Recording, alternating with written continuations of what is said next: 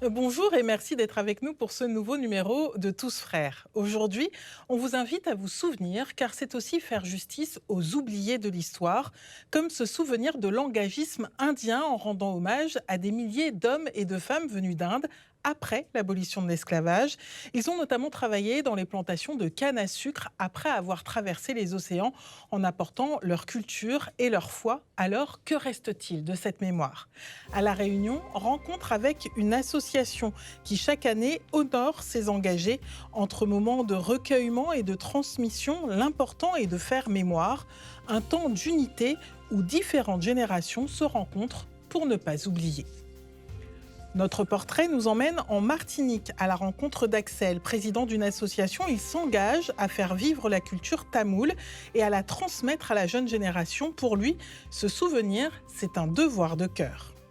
Dans notre chronique, Aurélie nous invite à nous souvenir du pape Léon XIII et de son héritage.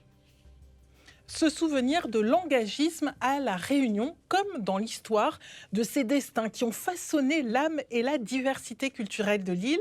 Lumière donc sur ces travailleurs venus d'ailleurs, racontés par Luciano.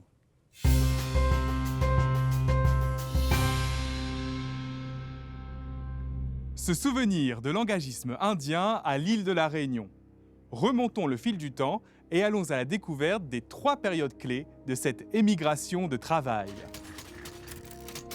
C'est en 1828, en pleine période d'esclavage, que les premiers engagés indiens arrivent à l'île Bourbon pour cultiver la canne.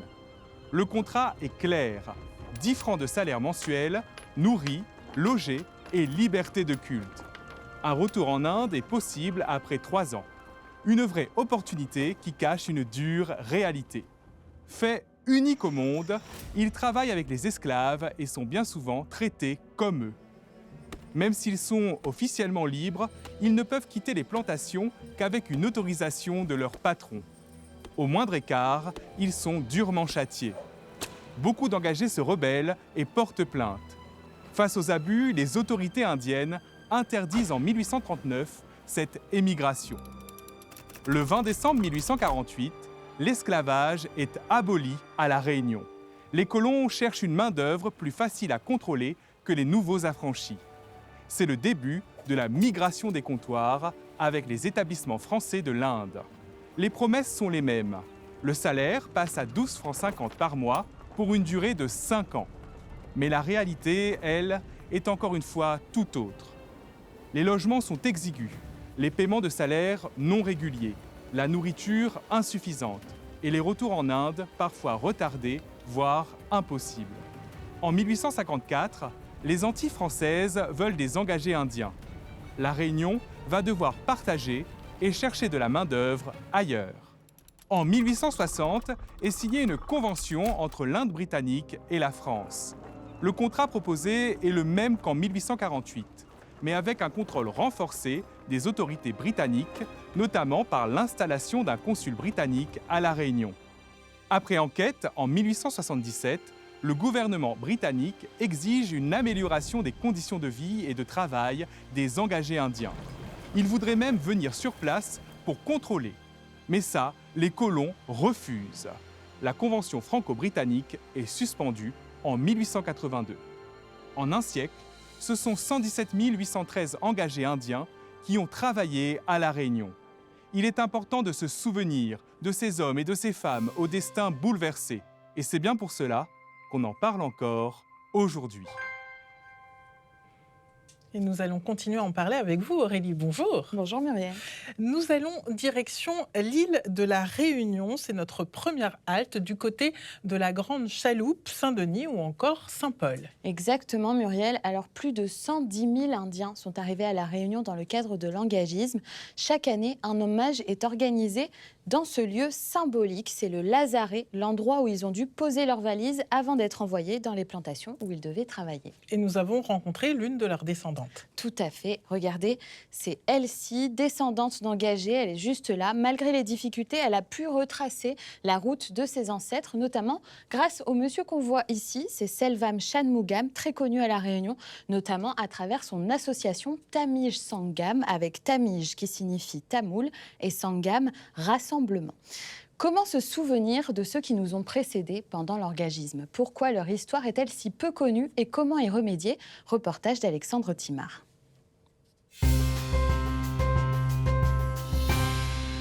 On commence bien sûr par la cérémonie là. Après la cérémonie, tu invites les gens à... Je crois que c'est ça qu'on fait quand on va là-bas. Selvam Shanmugam, président de l'association Tami Shangam, coordonne son équipe pour la journée d'hommage aux engagés indiens. N'oubliez pas votre passé. C'est ça qui est important. L'engagisme, bien sûr, on est venu dans des conditions comme des esclaves. On a travaillé comme... C'est au lazaret de la Grande Chaloupe qu'a lieu la commémoration, un lieu symbolique où les travailleurs engagés étaient mis en quarantaine à leur arrivée. Depuis quelques années, le président de l'association s'est battu pour que l'histoire du lazaret ne tombe pas dans l'oubli. Ces Indiens qui sont venus pour développer l'économie de cette île. Et donc c'est très important qu'on ne les oublie pas. On les a fait miroiter, qu'ils vont s'enrichir, venez travailler ici, c'est l'Eldorado, vous allez revenir en Inde tout riche. Quand ils sont venus, ils se sont rendus compte que ce n'était pas du tout ce qu'on leur a promis. L'esclavage officiellement est terminé, mais ces engagés, ils ont vécu dans le même statut, dans la même situation que l'esclavage. Et donc ils ont souffert pendant cette période. Et donc il faut rendre hommage à ces personnes-là. Les engagés indiens ont laissé en héritage leur culture et leur religion, mais aussi les valeurs du travail et du respect des aînés dans la tradition du culte des ancêtres. Dans cet ancien bâtiment médical du lazaret, un mémorial a été créé pour se souvenir du passage de ces engagés. Construit en 1860 par les autorités de l'époque, ces bâtiments avaient pour rôle d'accueillir et de mettre en quarantaine tous les engagés. Dans les années 1930, le lazaret a cessé de fonctionner, notamment avec les progrès de la médecine.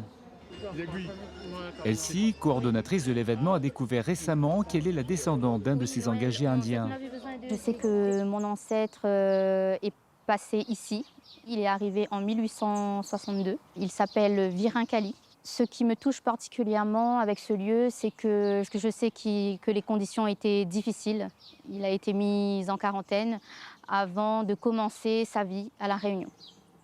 J'ai beaucoup de reconnaissance pour lui, car il a quitté son pays, l'Inde du Sud, à 18 ans pour venir fonder notre famille ici.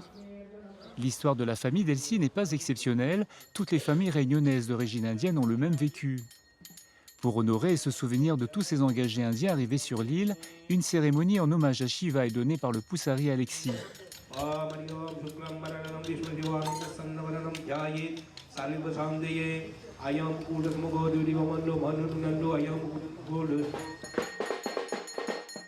Devant le monument érigé en mémoire des engagés indiens sur le cimetière du Lazaret, Elsie souhaite rendre hommage à son aïeul.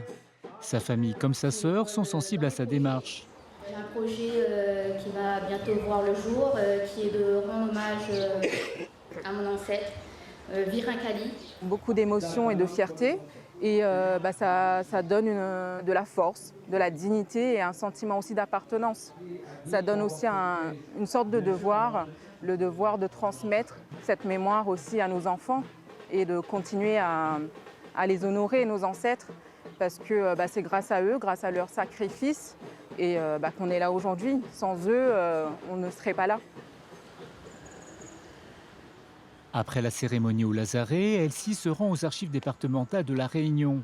Elle avait obtenu les premiers documents sur son ancêtre engagé grâce au site internet. Elle vient découvrir en main propre l'acte de mariage de son aïeul, Kali Virin. Donc c'est le registre des mariages qu'on vous avait demandé.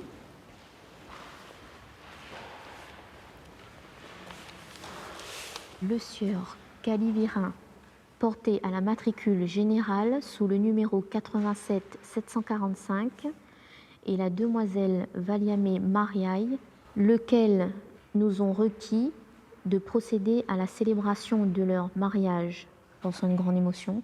C'est extraordinaire parce qu'à partir d'une seule page, quelques écrits, j'ai toute une histoire, j'ai beaucoup d'informations. Grâce à ce document datant de 1881, Elsie découvre que son ancêtre s'est marié à une Indienne née à La Réunion, 20 ans après son arrivée sur l'île en tant qu'engagé.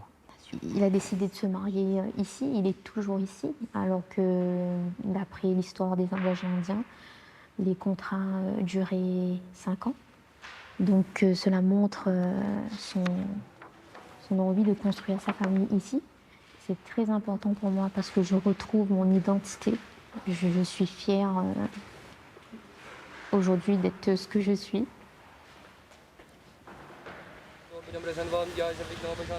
La fin des 15 jours de souvenir des ancêtres se termine sur la plage de Saint-Paul. Ce dernier jour de commémoration dédié à tous les défunts est le plus important. Dans les croyances du culte hindou, l'âme des défunts sera libérée. Virin Kali, Mariage Vayami, Joseph, Selai, Selambai. Pendant la cérémonie, Elsie, comme tous les fidèles, fait lire le nom de ses ancêtres par le poussari afin de les honorer. D'après ce que j'ai appris, nous faisons cette cérémonie au bord de l'eau, car d'après nos croyances, nous venons de l'eau. Parmi ces offrandes, nous avons des boules de riz mélangées à des graines de sésame. Nous les déposons à la mer. Lorsqu'elles sont mangées par les poissons, nous croyons que cela fait une connexion avec nos ancêtres. Cette commémoration prend plus de sens pour moi aujourd'hui, car j'ai retrouvé mon aïeul en faisant mes recherches. Et cela me permet aussi de transmettre à mes enfants notre histoire, leur histoire et leurs origines. La cérémonie se termine par le lancer des offrandes dans la mer, une tradition qui s'est perpétuée de génération en génération pour que le souvenir perdure. Et nous allons rester à La Réunion avec notre invitée que nous rejoignons. Elle est cette fois-ci du côté de la plaine des Cafres à la rencontre de Michèle Marimoutou, historienne, docteur en histoire contemporaine. Vous travaillez notamment sur l'engagisme. Bonjour et merci d'être avec nous. Alors pourquoi justement vous êtes-vous intéressée à cette période de l'histoire de l'engagisme ? C'est un intérêt qui date de très loin, puisque j'ai commencé mes études à Aix. Et c'est à ce moment-là que j'ai découvert cette histoire de l'engagisme à Aix-en-Provence, qui était le centre d'histoire d'outre-mer. Et ça m'a beaucoup intéressée parce que dans ma famille, on était totalement conscients de nos origines, mais j'ai rencontré d'autres personnes qui ne connaissaient absolument pas leur histoire. Et c'est comme ça que j'ai commencé à m'intéresser à cela. Et j'ai continué depuis. Et qu'est-ce que vous avez appris au fil des années ? Alors, c'est une vaste question, puisque quand j'ai commencé à travailler sur l'engagisme, il y avait très peu de recherches de chercheurs sur le sujet. À La Réunion, avant moi, il y a eu Sudel Fuma. Et je crois bien être... il y avait aussi Firmin Lacpacia qui avait déjà écrit sur le sujet. Et je crois bien être la première femme historienne sur le sujet de l'engagisme à La Réunion. Donc, ça fait presque 40 ans que je travaille sur le sujet. Et ce que j'ai montré, c'est, je pense, avoir montré en ce qui concerne l'engagisme, en particulier l'engagisme indien, la différence avec l'esclavage, puisque effectivement dans le reportage précédent, les gens que nous interrogeons pensent que l'engagisme, c'est l'esclavage. Et en réalité, même si les conditions de vie étaient extrêmement similaires et difficiles, pour ces gens qui étaient venus préparer un avenir meilleur pour le retour en Inde, ceux qui sont restés, et on l'a vu dans le reportage, ont gardé, et ça c'est vraiment la grande différence avec les esclaves, ont gardé leur nom, ont transmis leur nom, ont pu acquérir des biens, transmettre leurs biens et garder leur religion, puisque d'après les contrats, ils avaient le droit de pratiquer leur culte. Alors évidemment, comme ils étaient venus essentiellement comme ouvriers agricoles pour cultiver la canne à sucre, toutes ces cérémonies religieuses ont été regroupées à la fin du calendrier agricole, c'est-à-dire la fin de la coupe, ce qui fait qu'encore aujourd'hui, beaucoup de cérémonies se déroulent fin décembre, début janvier, c'est-à-dire quand la coupe est finie et que les usines ferment. Puisque vous avez travaillé sur l'engagisme, est-ce qu'on peut l'élargir à tout l'outre-mer ? Est-ce que l'engagisme est différent d'un territoire à l'autre ? Alors, des colonies, quand vous parlez de l'outre-mer français, je suppose. Oui, bien sûr. Le principe est exactement le même, puisque ce sont des textes qui datent de 1852 qui ont mis en place, qui ont régi, réglementé ce système de travail sous contrat. L'originalité de la Réunion, c'est d'avoir expérimenté cet engagisme dans les années 1820.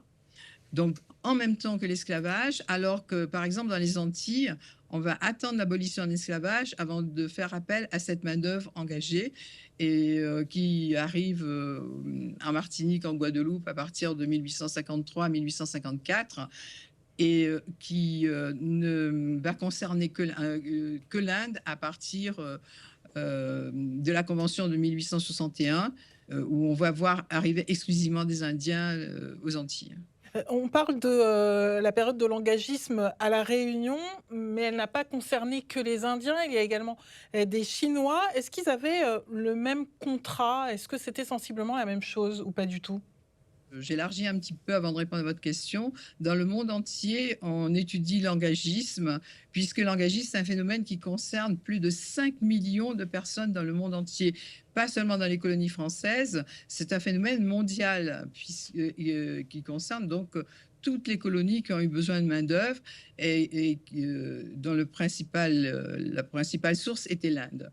Donc, plus de 5 millions de personnes et à La Réunion, un total actuel de 164 000 engagés de toutes origines, puisque à côté des Indiens, on a aussi des Africains, des gens d'origine africaine au sens large qui sont arrivés après l'abolition de l'esclavage, donc dans les années 1850-1860, environ 37 000. On a aussi des engagés chinois, quelques milliers d'engagés chinois, 2000 environ d'engagés chinois. On a aussi des engagés vietnamiens, environ 1500. On a des engagés qui arrivent ensuite à la fin du siècle des Comores, environ 1300. Et on a des engagés malgaches. Et pour finir, en 1933, des engagés rodrigués. Donc, à La Réunion, ça s'étend sur une période très large, avec une grosse majorité d'engagés indiens, mais aussi des engagés, environ 30% d'engagés qui viennent ailleurs que de l'Inde. Alors, l'histoire de l'engagisme, elle a eu un peu de mal à traverser les générations. On voit que vous travaillez à cette promotion-là, notamment avec une exposition au musée Stella Matutina. Pourquoi c'est important de mettre en place ces actions ? Alors, c'est important de montrer au grand public l'existence de l'engagisme. L'engagisme est très peu connu. Comme je vous l'ai dit, les gens confondent engagisme et esclavage. Et c'est important pour nous que toutes les recherches qui ont été faites par mes prédécesseurs et mes contemporains soient diffusées dans le grand public. Et une exposition, et en particulier celle-là qui va concerner la totalité des engagés qui sont arrivés à La Réunion et qui va être très, très visuelle, est justement destinée à, on va dire, vulgariser cette histoire et donner la connaissance au grand public. Ça n'est pas vraiment une exposition spécialisée pour les historiens, c'est vraiment destiné à la population réunionnaise et aux visiteurs du musée de Stella Matutina pour comprendre ce que c'est l'engagisme, pour enfin que cette histoire passe dans le grand public et évidemment aussi avec les élèves et les enseignants. Voilà. Merci beaucoup Michel Marimoutou. Je rappelle que cette exposition est visible jusqu'en 2027 donc sur l'île de La Réunion. Prenons maintenant la direction de la Martinique. On en a parlé dans cette interview, plus précisément du côté de Basse-Pointe, donc dans le nord. Exactement. Nous avons rencontré, regardez, Axel. Alors, Axel a 34 ans, il est descendant d'engagés indiens et vous saviez qu'il y en avait eu en Martinique, on l'a vu Muriel. Les premiers engagés indiens sont arrivés à Saint-Pierre en Martinique dans les années 1850 et cette immigration s'est poursuivie jusqu'en 1885. Alors, les historiens estiment qu'environ 25 000 Indiens sont arrivés en Martinique dans le cadre de l'engagisme dans cette période d'une trentaine d'années à peu près. Et qu'a fait Axel justement pour que cette période de l'histoire ne tombe pas dans l'oubli, parce que c'est très peu connu encore. Ben oui, et bien en 2016, il a créé son association Maha-Kali, qui signifie Mère Kali, c'est la déesse de la destruction et de la préservation. Son objectif était de rassembler les Martiniquais d'origine indienne autour de leur tradition ancestrale, notamment ici, au temple de Gradis, qui a aujourd'hui plus de 170 ans. En quoi reproduire les rites ancestraux nous permet-il de nous souvenir de l'engagisme? Reportage de Nicolas Caclin et Laurent Vieuxfort.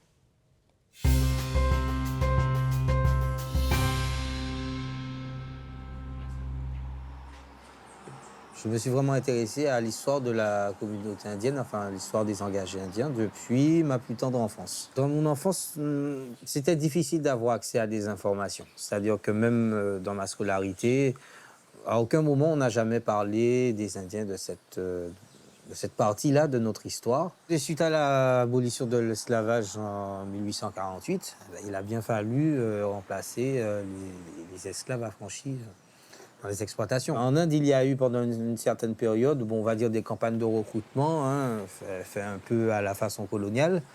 Donc on a promis à des familles, à des villages entiers, monts et merveilles, du travail facile, bien payé, à quelques jours de mer, quelques jours de navigation, où ils pourraient partir et revenir quand ils voulaient, avec du sucre et de l'or plein les poches. Et malheureusement, beaucoup y ont cru.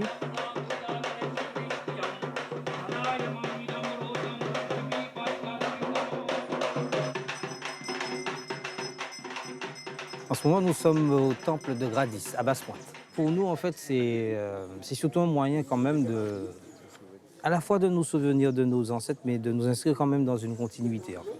Beaucoup de personnes, notamment les aînés, lorsque la cérémonie débute, on a toujours un petit pincement au cœur, parfois une petite larme qui coule parce que on revoit nos parents, nos grands-parents, enfin, qui étaient avec nous.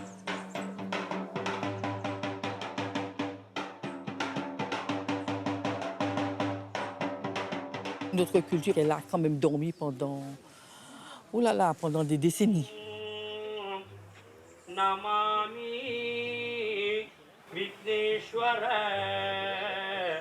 Il a revalorisé beaucoup notre culture indienne. Il a quand même mis beaucoup de choses qu'on avait un petit peu oubliées, que lui est en train de remettre à jour, et surtout ancestrales. Donc pour moi, c'est très important, son association. Et le travail qu'il fournit aussi sur la culture indienne est très, très important.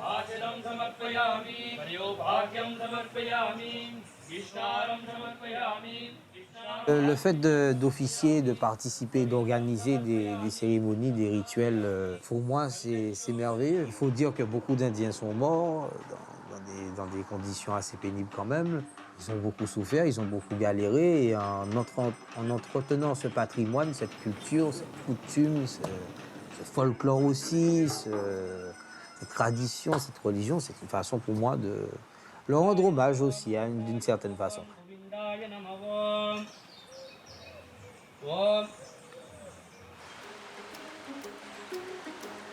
C'est important pour moi que la Martinique connaisse ce pan ignoré de notre histoire, car elle nous concerne tous en fait.